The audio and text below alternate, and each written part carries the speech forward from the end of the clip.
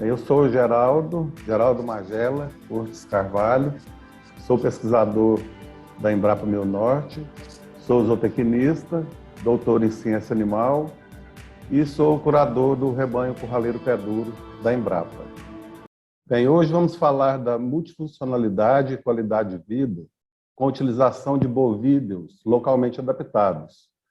Os bovídeos, principalmente os búfalos baio e carabao, e os bovinos, os zebuínos Sindhi e os taurinos de origem ibérica, raças nativas brasileiras, o caracu, o crioulo lagiano, o curraleiro pé duro e o pantaneiro, principalmente. Vamos falar dos trabalhos que a Embrapa vem realizando por mais de 4 décadas na caracterização, conservação e uso desses recursos, para que sejam atrativos para a agricultura familiar, para o agronegócio e que saiam do risco de extinção em que se encontram. E com a introdução, principalmente de zebuínos no Brasil Central e de taurinos comerciais no sul do país, várias dessas raças, as bovinas principalmente, entraram em risco de extinção a partir da década de 1940, 1950, principalmente. E a necessidade de reter essa perda genética, essa erosão genética, que tem colocado em risco de extinção essas raças, esse assunto vem sendo discutido desde a década de 1940 por agências internacionais de agricultura, pesquisadores e ainda por criadores dessas raças raras.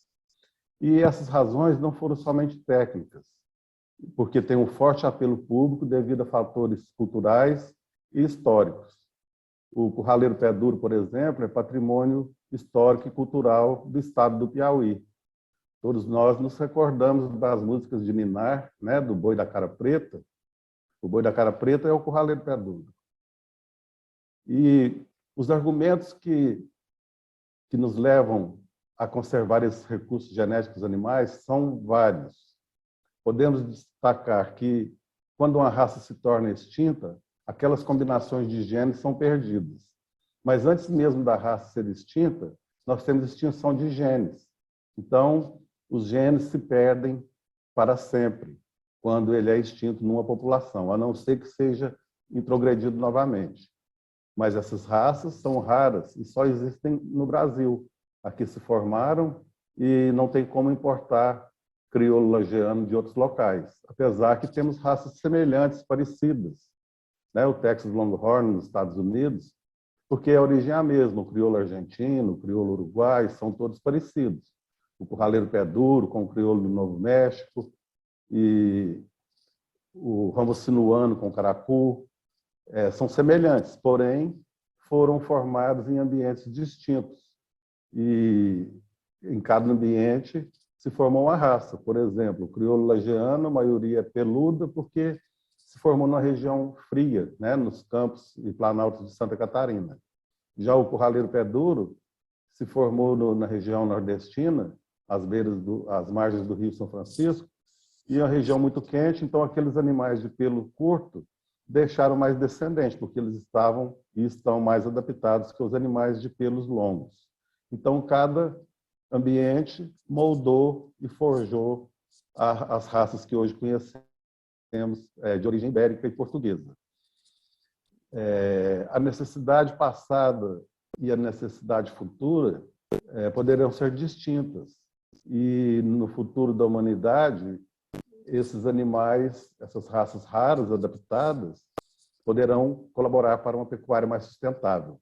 O aquecimento global, que se ele se configurar, essas raças taurinas forjadas em ambiente quente são as raças que vão ocupar novas áreas quentes que surgirem no planeta.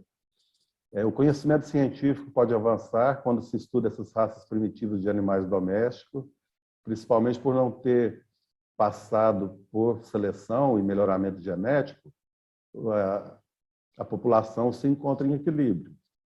A distribuição de raças pode esclarecer a origem histórica e geográfica desses animais, possuem apelo histórico, cultural e estético, e a preservação ex situ, ou seja, de tecidos e embriões e sêmen no botijão de nitrogênio, não substitui a conservação de animais vivos, porque se eu tenho um sêmen guardado há 30 anos, de lá para cá, já pode ter surgido novas epidemias, novas doenças, né? Vírus emergentes, doenças emergentes, que aquele material guardado não adquire resistência.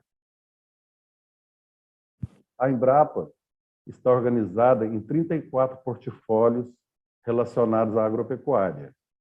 Um deles é o programa de conservação, recuperação, caracterização e uso de raças locais. Nesse programa, além do sistema de informação Alelo, nós temos vários núcleos de conservação. O conservação ex situ no banco de germoplasma da Embrapa, no Senargem, em Brasília, e os outros são os de conservação in situ, que temos núcleos de animais vivos. Nós temos os equinos, o pantaneiro, o de caprinos e ovinos, de suínos, aves e catitus.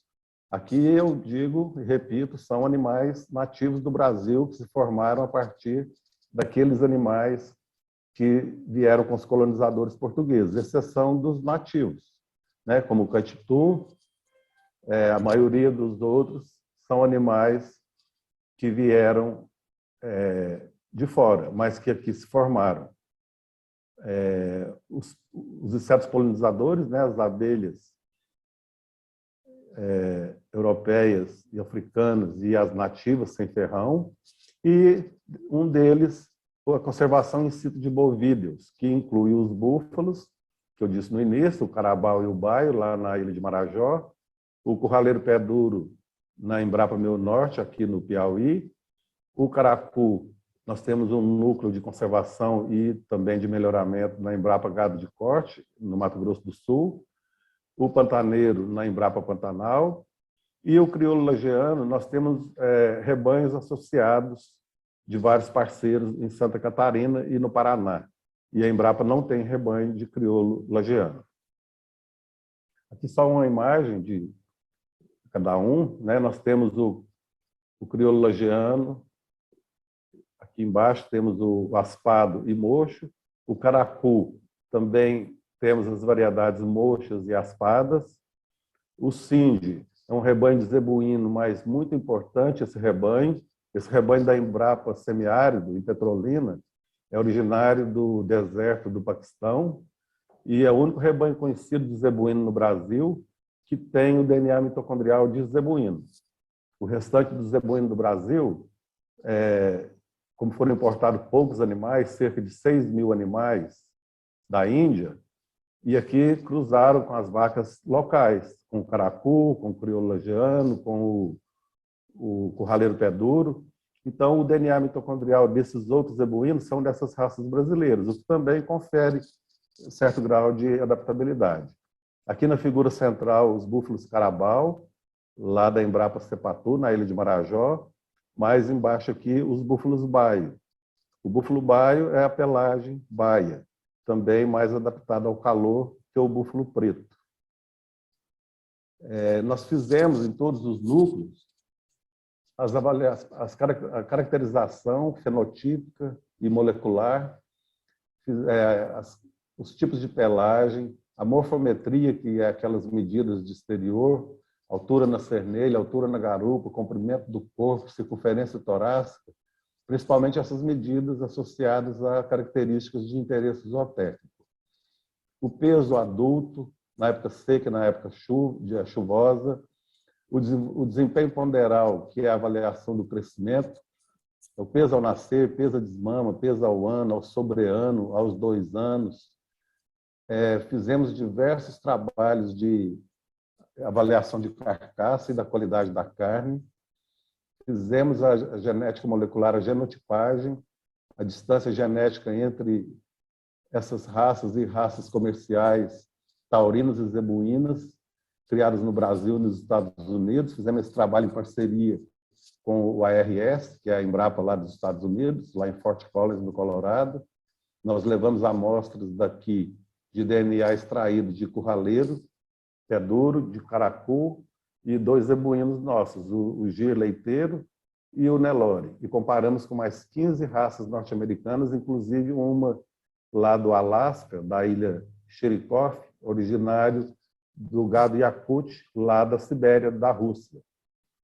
E uma das maneiras, depois de caracterizado molecularmente e fenotipicamente, passamos a pensar como dar uso a esses animais.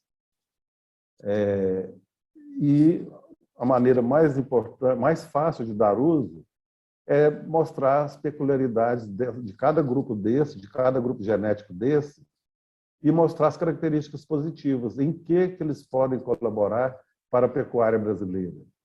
Nós temos o maior rebanho comercial do planeta. Nós temos mais bovinos do que pessoas. E a Austrália e os Estados Unidos, por exemplo, com a metade do nosso rebanho, produz o mesmo tanto de carne que nós. O que isso indica? Indica que nós temos muita vaca ruim, de baixo valor zootécnico.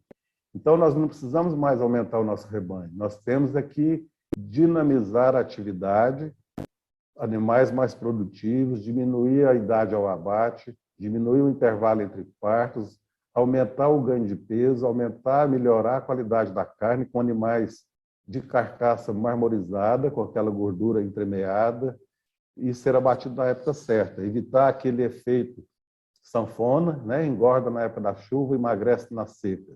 Esse processo vai fibrosando a carne vai ficando dura, consequentemente, com menor valor agregado. A carne brasileira é uma a commodity, né?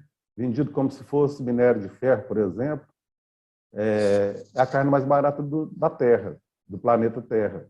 A nossa carne é vendida em torno de $32 no mercado internacional. A carne norte-americana, uruguaia ou australiana é o dobro do preço. Por quê? Porque são taurinos ou produtos de cruzamentos e carne de animais jovens, carne macia, que vai atingir mercados-alvos melhores pagadores por essa carne. Então, nós precisamos fazer um melhoramento genético do nosso rebanho e usar em cruzamentos. Seleção e cruzamento são as 2 armas mais poderosas do melhoramento genético. E é o que nós estamos propondo e estamos fazendo para retirar essas raças do risco de extinção. Então, o nosso alvo tem sido a região, principalmente aqui do Matopiba. Matopiba são as iniciais do estado do Maranhão, Tocantins, Piauí e Bahia. Um cerrado altamente produtivo, a mais nova fronteira agrícola e agropecuária do Brasil. Já existem indícios que a bovinocultura está se movendo da região centro-oeste para a região do Matopiba. Aqui temos elevados índices de produtividade na agricultura. As terras que não são planas, que não se adequam à atividade agrícola, têm sido utilizadas pela pecuária, e são terras mais baratas que as terras propícias para mecanização. E aqui estamos desenvolvendo os sistemas ILPF, Sistemas Integrados de Integração Lavoura, Pecuária e Floresta. E o alvo de nossas pesquisas tem sido direcionada para o componente animal. Nós não temos uma raça taurina, nem zebuína, produtiva, precoce, para ser utilizada aqui. A maioria dos animais utilizados nessa região são animais anelorados ou sem raça definida, sem melhoramento genético. O que isso leva? Isso leva que, quando os animais contemporâneos forem para o abate, nós não vão estar todos terminados na mesma hora. Num rebanho, num lote de 100 animais, nós vamos ter 30 no ponto, daí um mês outros, daí outro mês outros. Isso aí dificulta o planejamento da produção e o manejo. Então, o melhoramento genético faz com que quase 100% do lote vai estar pronto para o abate no mesmo dia. Então, a nossa ideia aqui, para essa região, foi utilizar essas raças nativas em cruzamentos para aumentar a resistência, a adaptabilidade do produto e aproveitar os níveis elevados de heterose, porque são raças distantes entre si que nós estamos usando. E a maciez da carne, o rendimento de carcaça.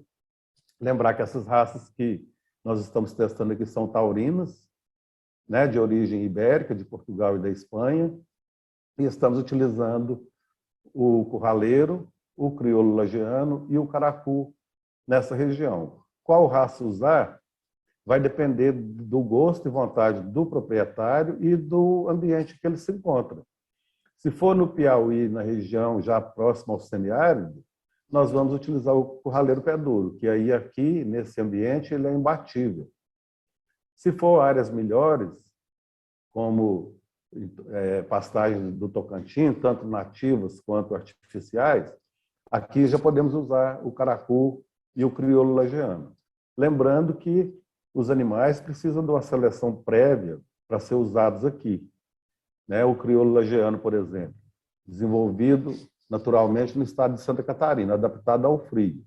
No entanto, já fizemos a genotipagem de todo o rebanho lá em Santa Catarina, cerca de 16% dos animais tem pelo curto e o restante pelo comprido, devido ao frio. Já o curraleiro pé duro é o contrário, a maioria de pelo curto, porque foi selecionado no ambiente quente.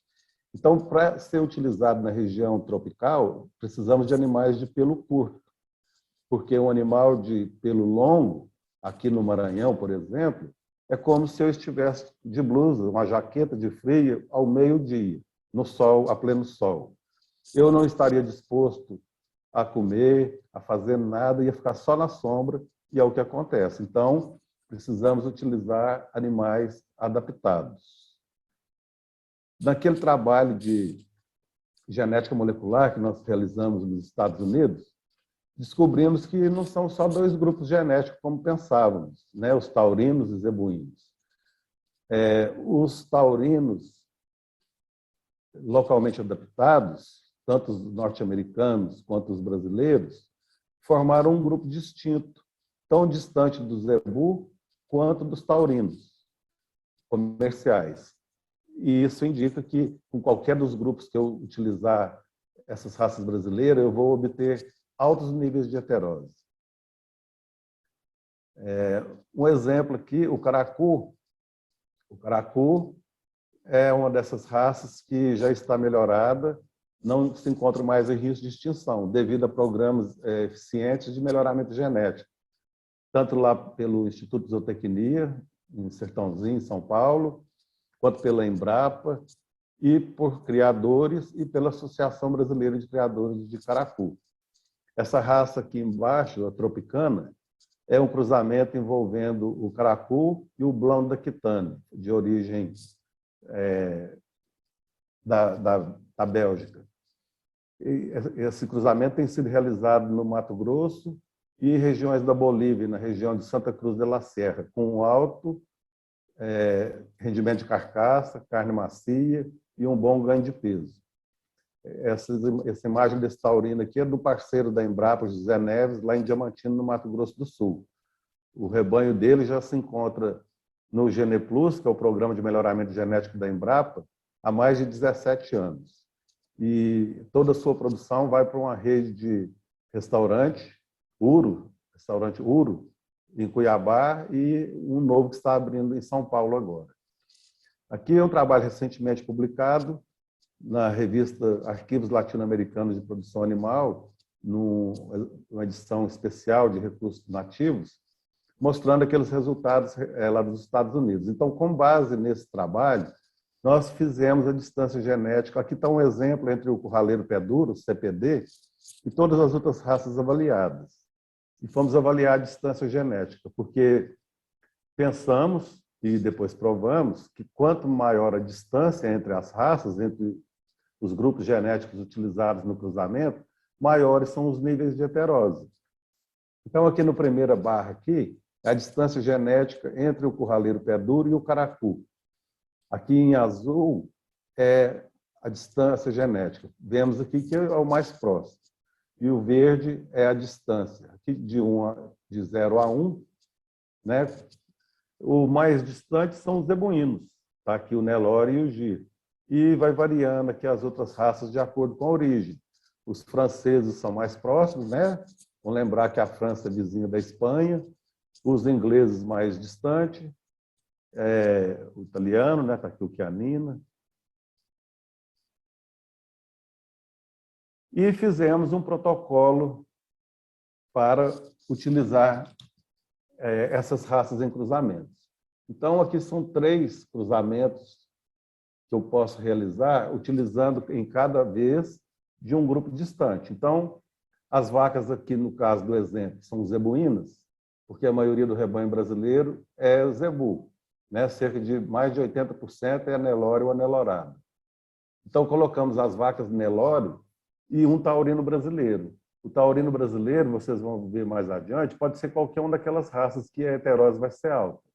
Aqui no então, na fase 2, nós temos a F1, e aí passamos a utilizar nessas fêmeas F1, depois de selecionadas somente aquelas acima da média, com o Cenepol. O Cenepol tem o Slick Gene, que é o gene de pelo curto. Por isso, estamos utilizando o Cenepol para produzir na F3, na F2, e então utilizamos o Angus como cruzamento terminal. E depois, se quiser cruzar entre si, nós poderemos formar uma raça, que a gente chama de tropical, que foi registrado na Embrapa. Aqui abaixo, né, o exemplo de usar o curraleiro pé duro como taurino brasileiro. Então, tem um touro curraleiro pé duro nas vacas Nelore. Aqui só a foto, as imagens do produto. Foi esse cruzamento que quase acabou com o curraleiro, há 50 anos atrás. Porque o curraleiro é uma raça pequena, quando cruzado com o Nelore, aqui em pastagens nativas do Piauí, na região de Campo Maior, região de transição entre o Cerrado e a Caatinga, acima as novilhas. Então, quando o produtor, naquela época, via essas vacas grandes e fortes e resistentes, e melhores produtoras de leite, ele achava que isso era produto apenas dos touros importados. Quando hoje nós sabemos que o que ocorreu foi um fenômeno natural que chamamos de heterose, que confere vigor híbrido ao produto. A heterose ocorre no corpo inteiro. O animal vai ser mais adaptado aos parasitas, vai conseguir andar mais, vai ser melhor produtor de leite, vai ter uma eficiência reprodutiva melhor que outros animais que não são produto de heterose. Mas precisamos de organizar esses cruzamentos, saber o que eu vou pôr nessa vaca F1. Se eu pôr curraleiro, vai diminuir o tamanho. Se eu pôr Nelore, vai diminuir o rendimento de carcaça e a qualidade da carne. Os cruzamentos desordenados que aconteceram. Fica aquela mistura que ninguém sabe o que é. Essa F1 aqui é 20% menor que o Nelore, mas produz o mesmo quantidade de carne, porque ela tem o melhor rendimento de carcaça. Diminui os apêndices, aqui não estão vendo aqui cupim, barbela, umbigo, o pelo curto, a pele mais leve. E procedemos às avaliações. Antes do abate, desde o nascimento, né, primeiro temos que ter animais contemporâneos. Então, selecionamos as vacas, fazemos a sincronização do cio, inseminamos e criamos os bezerros da mesma maneira. Aqui sempre comparado com um grupo de Nelore puro.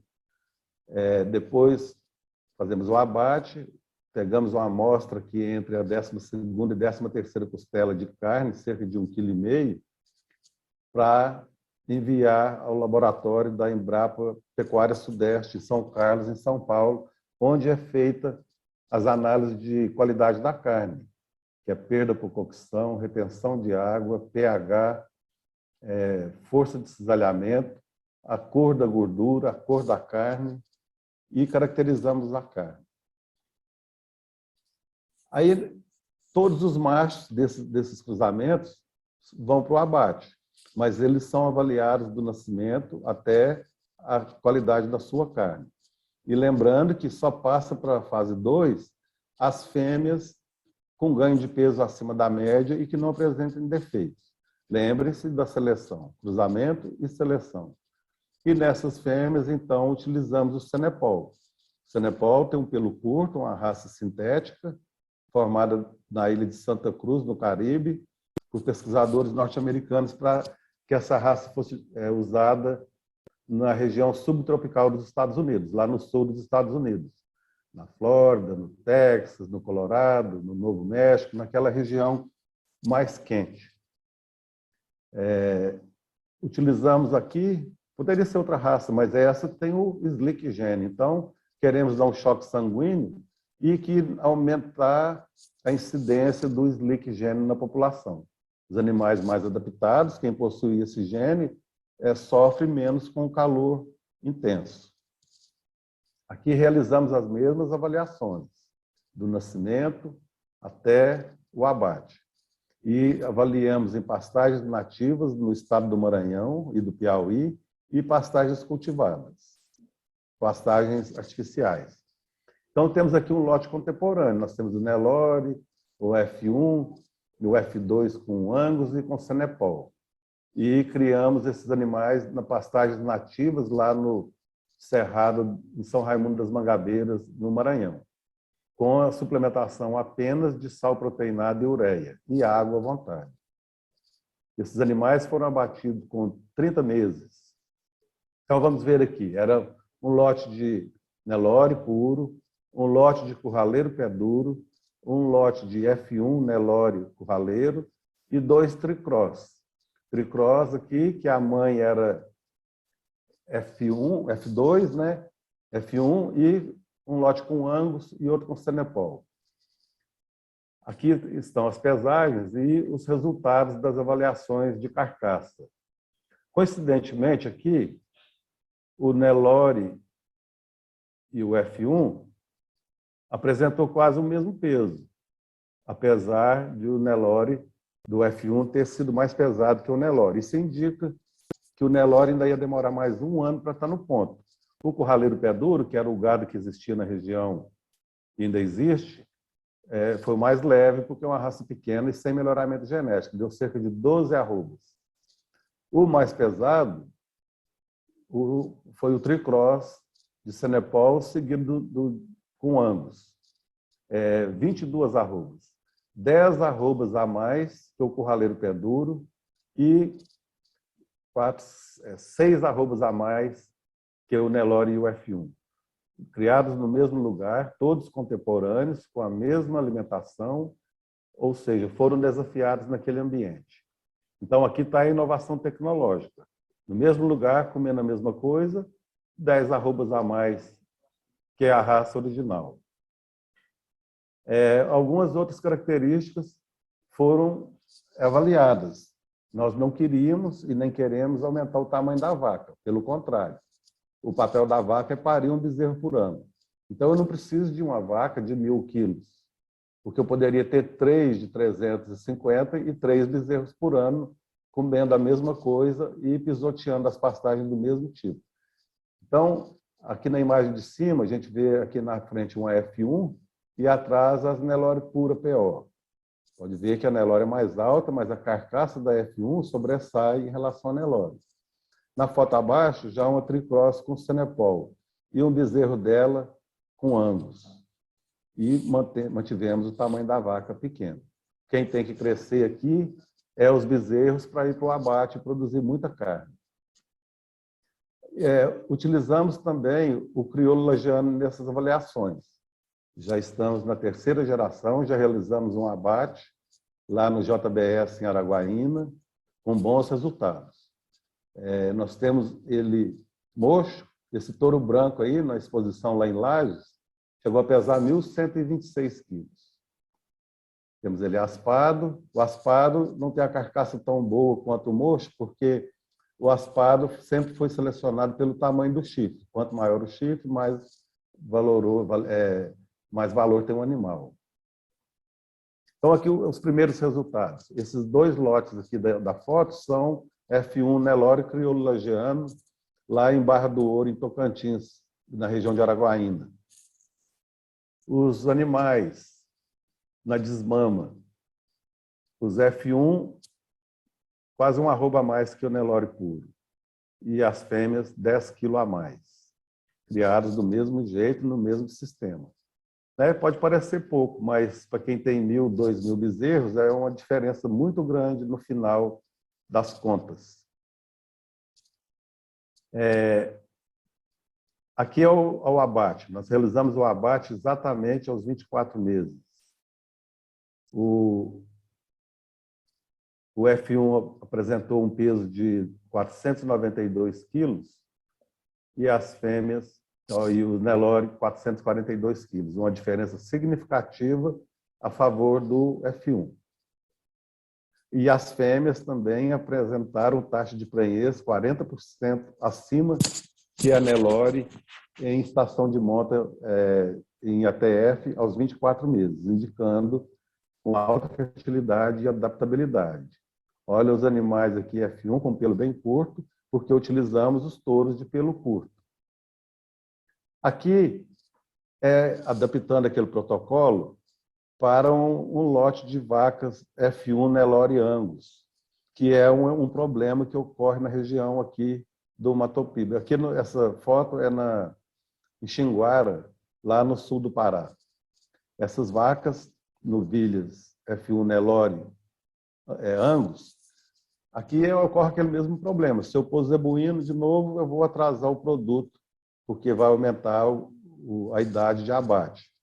E também diminuir o rendimento de carcaça. Se eu pôr o Angus aqui, vai diminuir a resistência dos animais, tanto em relação à temperatura, quanto à infestação de parasitas. Então, utilizamos o curraleiro pé duro, pensando naquela heterose. E assim eu dou utilidade para essas fêmeas aqui, que até os dias de hoje são direcionadas para o abate, quando poderia estar produzindo mais uma geração. Então, depois de vários anos de avaliações, e desde 2008 que nós realizamos esses cruzamentos, nós registramos uma marca tropical. Eu não poderia registrar a palavra tropical em português, porque é de domínio público. Então, inventamos essa palavra, tropical. Cal, em inglês, COW, né, quer dizer vaca. Em qualquer lugar, eu vou saber que essa marca é de um animal tropicalmente adaptado. A marca está registrada no INPE. Utilizamos também, lá em Santa Catarina, o crioulo lagiano em vacas Angus. E iremos fazer um grupo também, que já até batizamos, de tropical lagiangus. Esse sobrenome aqui vai ser sempre conforme qual raça eu usei. Tropical lagiangus, tropical lagiano, tropical curraleiro. A ideia desse tropical lagiangus é para substituir o Angus aqui na região do Mato Piba. O Angus não consegue puro estar reproduzindo aqui na região, mas esse com certeza vai conseguir, em substituição ao Angus. Ou seja, estamos querendo dar uso para todas essas raças nossas. E quais são os benefícios do uso dessas raças nativas para a população? Ou seja, nós vamos aumentar a sustentabilidade da atividade, a descarbonização da pecuária, utilizando animais mais precoces, que vão produzir menores níveis de metano entérico, porque eles vão ser abatidos mais cedo, a maior adaptabilidade dos animais aos estresses calóricos, às gramíneas grosseiras nativas dos trópicos, às aguaras distantes, aos parasitas endêmicos, ecto e endoparasitas, o que vai levar ao menor uso de medicamentos e consequente produção de carne de melhor qualidade. A disponibilidade de touros para ser usado nessas regiões, né? Lembrando que o caracu, o curraleiro pé duro e o crioulo lagiano sobrevivem e produzem bem, desde que selecionarmos os animais ideais. Poderemos ter estação de monta, a cobertura natural, vamos ter maior ganho de peso, maior precocidade, maior rendimento de carcaça, maior taxa de lotação, porque vou diminuir o tamanho daqueles animais, o tamanho da vaca, a maciez da carne, o marmoreio da carne, a suculência e sabor. diminuir o tamanho das vacas e, como eu disse antes, aumentar a taxa de lotação. Se a vaca é 20% menor que a Nelore, isso indica que eu vou aumentar em 20% a taxa de lotação. Estamos realizando parcerias. Já tínhamos outras, mas estamos realizando agora com vistas ao melhoramento genético com a Associação Brasileira dos Criadores de Crioulo Lagiano. Esse trabalho, eu vou mostrar um pouco mais adiante, já está sendo conduzido há mais de 2 anos. Já genotipamos todo o rebanho crioulo lagiano lá de Santa Catarina e do Paraná. Vamos mostrar mais adiante os resultados. A distância genética entre os animais para podermos, e a consanguinidade deles, a relação de um para outro, para procedermos aos acasalamentos. Indicar os acasalamentos para evitarmos a consanguinidade. Para que a gente faça e tenha sucesso naqueles cruzamentos que eu mostrei anteriormente, o rebanho tem que estar selecionado, eu tenho que ter touros provados, eu tenho que ter touros lá nas centrais de coleta de sêmen, de animais provados, melhoradores. Não é qualquer curraleiro pé duro que vai dar bom resultado. A seleção natural age ao contrário da seleção realizada por nós. A seleção natural leva animais mais adaptados ao meio ambiente, mas menos produtivos. Uma vaca que der mais de 10 litros de leite precisa de muita comida. Se está no semiárido, ela vai morrer de fome, né? E não vai deixar descendente. Aqui são as atividades que estamos e vamos desenvolvendo no crioulo lagiano e também faremos no curraleiro pé duro agora. A genotipagem e avaliação genética de matrizes e reprodutores, avaliação de reprodutores através de provas certificadas de ganho de peso. Só os melhores aqui serão encaminhados para a coleta de sêmen nas centrais. Tem norma do Ministério da Agricultura. Todo animal, para adentrar numa central, ele tem que ser melhorador. E como que eu sei se ele é melhorador? Se ele foi avaliado e passou numa prova de ganho de peso. Mas existe uma brecha na legislação, que animais em risco de extinção poderão entrar nas centrais. Então, algumas raças, como o curraleiro pé duro e o crioulo lagiano, têm usado essa estratégia. Mas não é a ideal, nós queremos animais melhoradores. E esses animais melhoradores vão ser identificados, estão sendo identificados pela avaliação fenotípica e molecular e genética, né, de todo o rebanho. A avaliação de tolerância ao calor e resistência a endo e ectoparasitas de matrizes e reprodutores, porque eu preciso de animais tolerantes ao calor, uma vez que vão ser utilizados em regiões quentes, né, nos trópicos, local que a temperatura beira os 40 graus.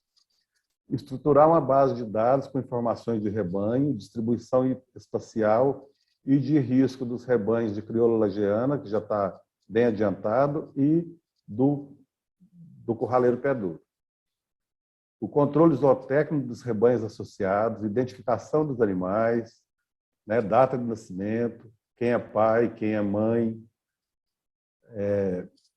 a capacitação e atualização tecnológica dos técnicos, de agentes multiplicadores, né, eles precisam de saber o que estão fazendo, para evitarmos aqueles cruzamentos desordenados, a introdução de outras raças parecidas aqui. Por exemplo, o Jersey parecido com o curraleiro pé duro, mas se eu introduzir o Jersey, eu vou estar perdendo na resistência e na adaptabilidade. Vou estar aumentando o tamanho dos pelos, aumentando as mucosas brancas e eu vou perder o que o curraleiro pé duro tem de melhor, que é a sua adaptabilidade ao calor e a pastagens pobres, e a climas e ambientes hostis. E estamos desenvolvendo aqui um aplicativo para coleta de dados zootécnicos, que, a partir daqui, e juntamente com a genômica, vamos indicar os cruzamentos ideais e aqueles que devem ser evitados. Vou mostrar aqui rapidamente, finalizando, como está o andamento lá no crioulo lagiano. Esse touro aqui é lá em Reserva, no Paraná, cidade de Reserva, no município Fazenda Califórnia. É um crioulo lagiano de 2 anos de idade, de pelo curto, homozigoto. Só identificamos 3 touros crioulo lagiano homozigoto para o slick hair, e mais alguns heterozigotos. Lembrando que queremos esses animais para serem usados no Matopiba, em lugar quente. E os outros peludos vão ser usados lá para o sul. Aqui está todo o rebanho crioulo lagiano. Aqui a demonstração espacial, de acordo com a distância genética entre eles. Machos dos rebanhos associados, esse quadradinho em azul. As bolinhas em verde são os machos que nós já temos sêmen guardado lá no Senargem. Então, isso aqui vai nos indicar de quais touros vão ser colhidos os próximos materiais genéticos. E o losango aqui, as fêmeas dos rebanhos associados. Então, vejam que temos animais bem distantes. Esses distantes, aí cada proprietário vai saber quais são os seus rebanhos. Vocês vão ver no próximo slide. Aqui estão todas as fazendas avaliadas. E a cor aqui é da fazenda. E esse em verde sempre são aqueles touros da Embrapa. E essas bolinhas aqui, esses círculos vazios, indicando onde eu vou coletar na próxima estação, aqueles mais distantes. Aqui os animais que tinham slick hair, machos e fêmeas. O redondinho são os heterozigotos, ou seja, tem um gene para pelo curto e outro para pelo longo. Então, só encontramos 3 touros do rebanho crioulo lagiano homozigoto para o slick hair. E mais 1, 2, 3, 4, 5, 6, 7, 8, 9, 10 touros que carregam o gene. O restante, todos para pelo curto, para pelo longo. E aqui é a matriz de parentesco. Essa parte de baixo foi retirada desse cantinho aqui, uma matriz de 600 linhas por 600 colunas. E esse pedacinho aqui embaixo, os touros do rebanho, os touros usados no rebanho. E indicando onde está em verde, eu posso realizar o cruzamento. Se eu quiser utilizar amarelo, atenção, só uso se tiver uma característica de interesse zootécnico, o slick gene, por exemplo, a caseína A2A2, e o vermelho, onde eu não devo usar de maneira alguma, porque são próximos entre si. E aí cada fazenda vai saber onde estão os seus rebanhos e onde buscar e onde vender material genético. Aqui todas as fazendas, fazenda 1, 2, 3, 4, até as 9. E cada um é uma fazenda. O tamanho aqui é porque são mais animais em uma ou outra. Eu espero ter sido útil e explicado um pouco desses trabalhos que a Embrapa vem desenvolvendo. Muito obrigado.